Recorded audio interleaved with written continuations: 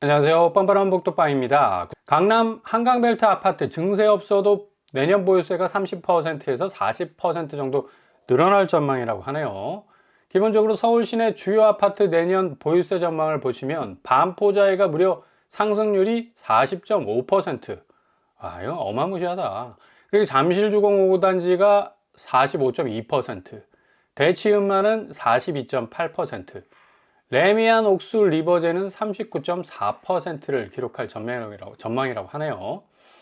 이렇게 되면 결국에 가서는 이거 보유세 부분이 서울의 상급지 아파트들 1%만 매겨도 엄청난 부담을 줄 수 있을 것이라는 그런 전망과 함께 기존 이 공시가율 60% 선을 유지를 하더라도 이렇게 핵심 지역에 있는 아파트 보유세가 전격적으로 늘어날 수밖에 없는 것, 결국에 가서는 아파트 값이 큰 폭으로 뛰면서죠. 이유는 단 하나일 수밖에 없는 거고, 올해와 같은 내년도 69%의 공시가격 현실화율이 반영이 되면서 보유세가 그럼에도 불구하고 40% 이상 늘어날 것으로 예상이 된다는 얘기입니다. 올해의 이런 이 아파트 가격의 진격의 거인처럼 올라갔던 엄청난 이 오름세, 결국에 가서는 이제 내년도에 고스란히 보유세 부분에서 적용을 받게 될 것 같고, 올해 아마 11월에서 12월 사이에 엄청나게 아파트 가격 대조정기가 오게 된다면 보유세 부분은 자동적으로 또 내려갈 가능성도 있겠네요. 굉장히 집주인 입장에서는 부담이 될 수밖에 없다. 왜냐?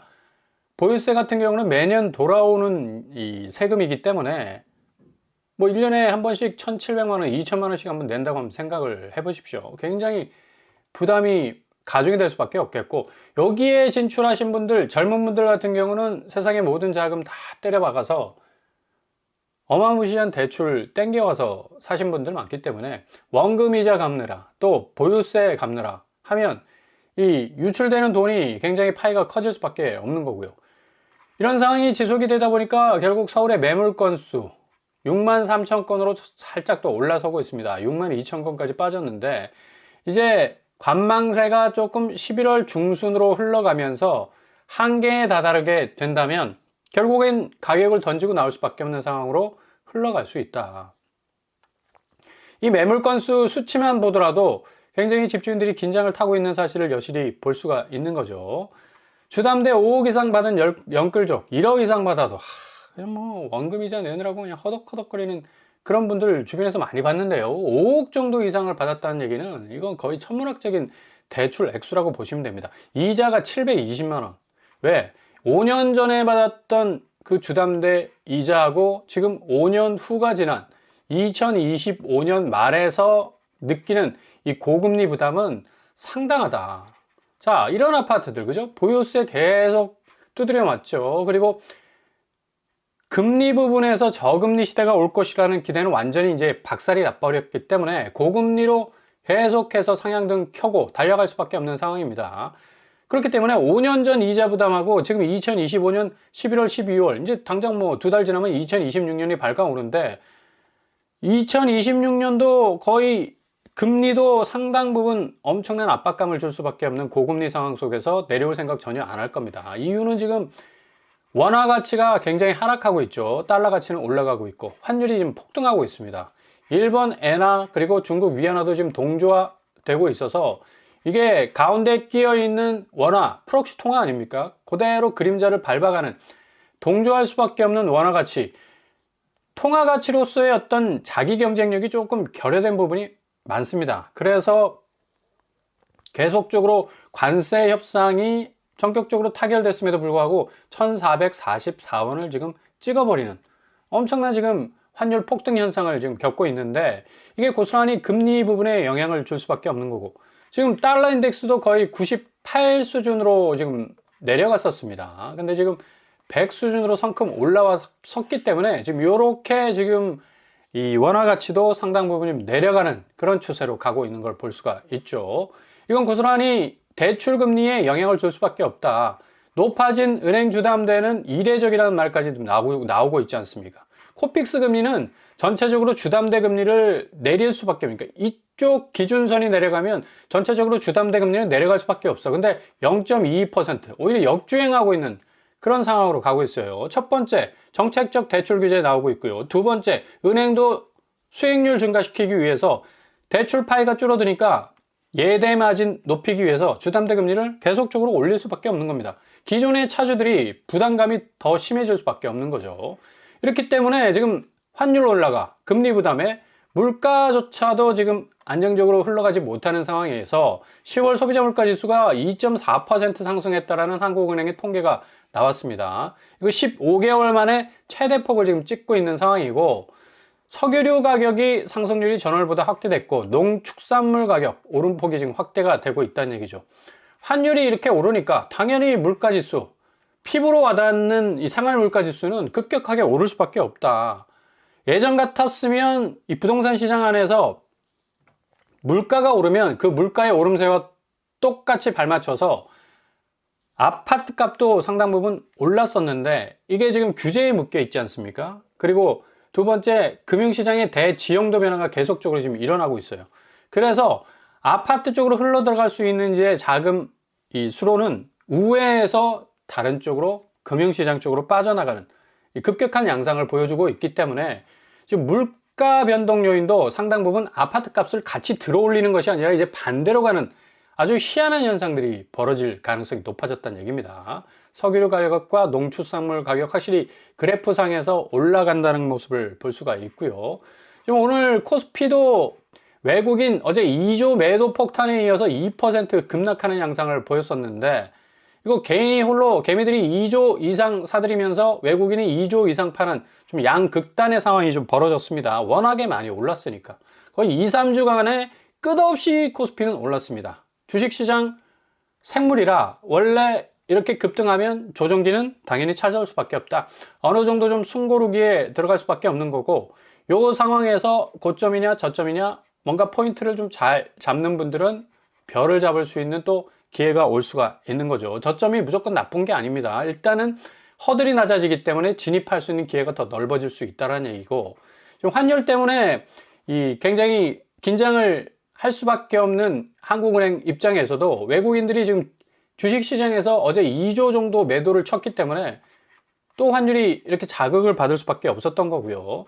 지금 미국도 환율 또 여러 가지 강달러의 기조에 힘입어서 수출 부분은 달러가 강화가 되면 트럼프 입장에서는 굉장히 좀 손해보는 장사가 되는 거고, 정책적으로 달러를 계속해서 내리 누르려고 했는데 이렇게 달러 인덱스가 계속적으로 뭐 기축통화니까 덩치가 커질 수밖에 없어요. 관세 영향 때문에 결국에 가서는 이제 인플레이션의 내관이 딱 건드려지면서 미국 안에서도 폭발할 가능성이 있는데, 미국인들이 고통받고 있다는 사실 자체를 트럼프 정부에서는 애써 외면하는 듯한 그런 어떤 스탠스를 가지는 거 아니냐라는 비판 여론도 나오고요. 바이든 때 당했던 그런 실수들 똑같이 재현이 될 수 있다. 결국에 가서 지금 자본시장이 아주 훈풍에 엄청난 지금 확장되는 시장의 국면에 있는데, 역시 반대 국면에선 조정장이 올 수 있다는 공포감이 계속적으로 커져가고 있다. 그래서 어제 다우와 나스닥과 S&P 500은 거의 2% 넘게 빠지는 엄청난 조정장을 지금 겪고 있습니다. 제가 보기에는 이건 단기적 조정장인 것 같고, 이런 단기적 조정장은 또 허들이 이렇게 낮아질 수밖에 없기 때문에 여기에 진입하기를 원하는 사람들은 어느 정도 또 기회가 찾아올 수 있는 그런 장이 될 수가 있겠죠. 나스닥 같은 경우는 20% 정도 이제 빠지는 그런 추이, 팔란티아가 8% 정도. 어제 뭐 어마무시 매출액이 뭐 신장이 됐다, 엄청난 성장을 거듭하고 있다라는 발표가 나왔음에도 불구하고 이거 다 결국에 가서는 공포로 이제 이 바뀌는 장으로 지금 급격하게 선회했습니다. 결국 이거 다 버블이 될 수 있다라는 공포감이 계속적으로 이제 몰려오고 있어서 여러모로 지금 명암이 교차되고 있는 그런 장이라고 볼 수가 있겠고요.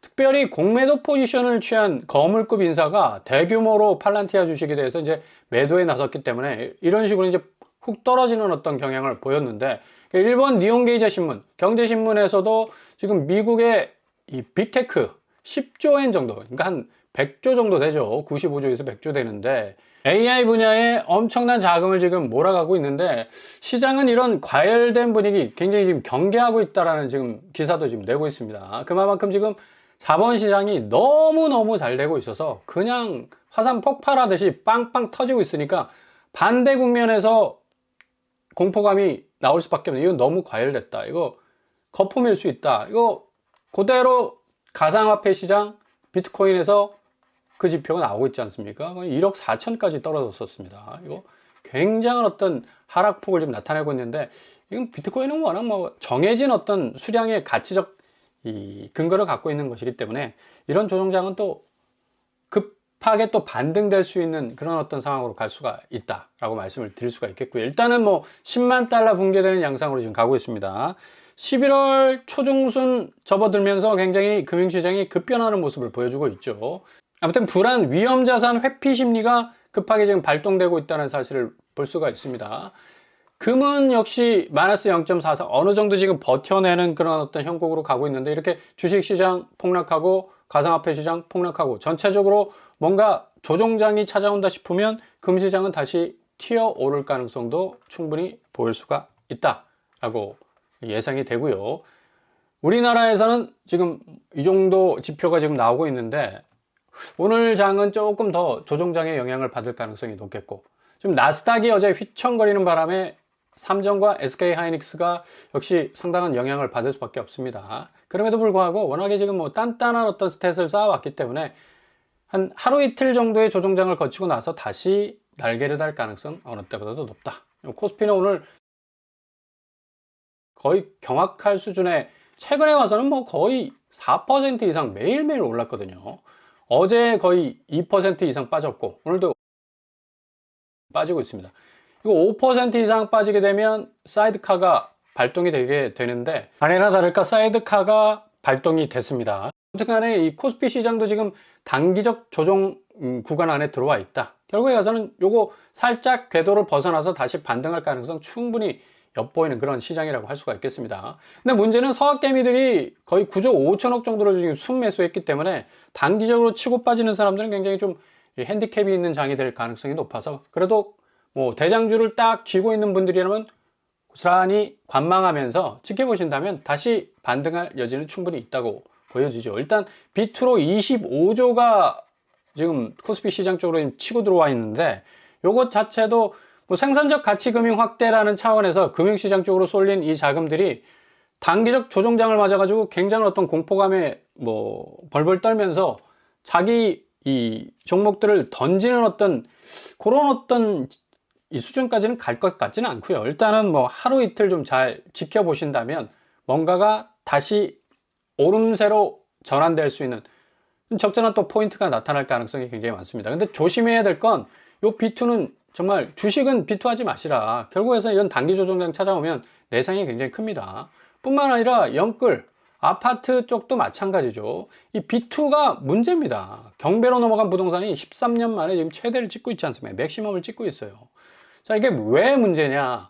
B2도 이 조정장이 찾아와 버리면 딱 갇혀버리고, 영끌 역시도 이제 아파트 자체가 지금 규제 삼중망이 촘촘하게 쳐져 있고 자금도 흘러가지 못하고 완전히 갇혀 있어요. 황금성이 무지하게 떨어진 겁니다. 지금 토지거래 허가구역으로 25개고 서울, 경기 12개 지역 딱 묶여 있는데 이런 규제를 우회해서 빠져나갈 방법이란 없다. 결국에 가서는 아파트 값이 계속적으로 떨어질 수밖에 없는 상황으로 가고 있기 때문에 이제 금융시장은 좀 회복될, 하루 이틀, 뭐 일주일 상간에 금방금방 회복되는데 아파트 시장이 이게 힘들어. 그래서 경매로 넘어간다.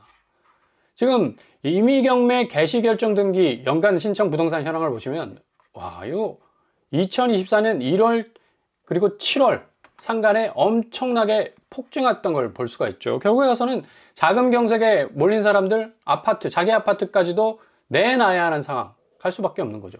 지금 가장 이 갭투가 심했었고 이런 단기 자금이 투입된 곳이 동탄이 아니었습니까? 그럼에도 불구하고 지금 뭐 18억 원 올랐다 뭐다 뭐 이렇게 갭 투자 수요의 토지에서 약간 빗겨나 있거든요, 이 동탄이. 근데 조심하셔야 돼요. 이런 것들은 단기적으로 뭔가 반짝반짝, 이게 규제 지역에서 벗어났기 때문에 더 오를 수 있겠다라는 이상한 심리가 작용하는 곳이기 때문에 뭔가 가격 자체가 혼선을 줄 가능성 높습니다. 실질적으로 동탄에서 거래된 가격들 보시면 7억, 6억, 4억 뭐 엄청나게 나가 떨어지는 그런 상황을 고스란히 보여주고 있고요. 고양시 같은 경우도 지금 6억 4천 떨어졌습니다. 경기권 외곽, 그러니까 서울과의 접근성 상당히 좋았던 과천과 분당 빼고는 상당히 조정장을 길게 그리고 고리 깊게 가져갈 가능성이 높다는 얘기다. 평택시는 뭐 6억 1천만 원 정도, 거의 반토막이 지금 일상이 되는 인천과 비슷한 어떤 양상을 보여주고 있죠. 광명시 역시도 서울 접근성이 좋은 아파트 뭐 쫙 깔리지 않았습니까? 신축들도 어마무시하게 물량으로 지금 이 재건축 단지들이 들어서고 있는 그런 단지임에도 불구하고 6억 정도 하락하고 있습니다. 성남시 분당구 단기적으로 많이 올랐던 곳 6억 정도 하락하고 있고요. 그리고 과천시 역시도 3억 8천, 3억 5천 하락하고 있죠. 경기권 주요 이 입지의 아파트들 뿐만 아니라 외곽에 있는 아파트들까지도 계속적으로 이런 하락세의 조짐을 보이고 있고요. 결국에 가서 강남 가장 이 노른자 아파트라고 볼 수 있는 이런 곳들, 서초구, 강동구, 강남구, 양천구, 마포구, 강남구 대부분 26억에서 7억까지, 뭐 가장 하한선은 7억, 가장 상한선은 26억까지 이런 식으로 빵빵 터지는 어떤 급락 양상이 진행이 되면서 이게 고스란히 가장 회전율이 높았던, 그래도 만만하게 접근이 가능했던 서울 아파트들, 특별히 노원구 아파트까지도 조정장을 겪고 있는 그런 상황으로 지금 진행이 되고 있다. 그러니까 전체적으로 지금 금융시장은 훈풍을 맞이하면서 단기간 이 조정 양상을 보이는 동시에 이런 어떤 이 금융시장의 분위기를 반대적으로 지금 구현해내는 아파트 시장, 결국 규제와 자금 경색이라는 이런 어떤 악재들을 만났기 때문에 결국에 가서는 2022년도 실거래가 지수 변동률 추이처럼 상당한 조정장을 겪게 될 가능성이 어느 때보다도 높다고 말씀을 드릴 수가 있습니다. 그래서 잘 지켜보시면서 금융시장 쪽은 좀 하루 이틀, 일주일 상간에 견디는 게 중요합니다. 그리고 아파트 시장은 역시 인내가 필요하죠. 관망하면서 구축 시장의 가격이 얼마나 빨리 그리고 길게 조정이 될 것인가, 이 포인트를 잘 잡으신다면 굉장한 기회들이 여러분 눈앞에 찾아오게 될 겁니다.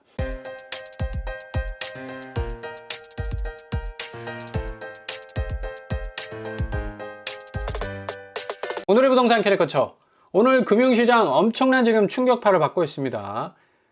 굉장한 어떤 이 지형도 변화가 계속적으로 지금 일어나다가 미국 쪽의 그 공포 심리가 지금 국내로 지금 완전히 전이가 되는 듯한 그런 느낌적 느낌을 주는데, 워낙에 뭐 금융시장 자체는 하루 이틀 상간에 또 일주일 상간에 급변하는 어떤 추이를 보이고 있는 상태라서 좀 잘 지켜보시고요. 그리고 아파트 시장은 이런 여러 가지 국면 이 영향 하에서 굉장한 조정장을 겪을 가능성 어느 때보다도 높습니다. 오늘도 응원합니다. 항상 여러분의 길이 꽃길만 되실 수 있기를 바랍니다. 이상으로 뻔뻔한 먹방을 마치겠습니다.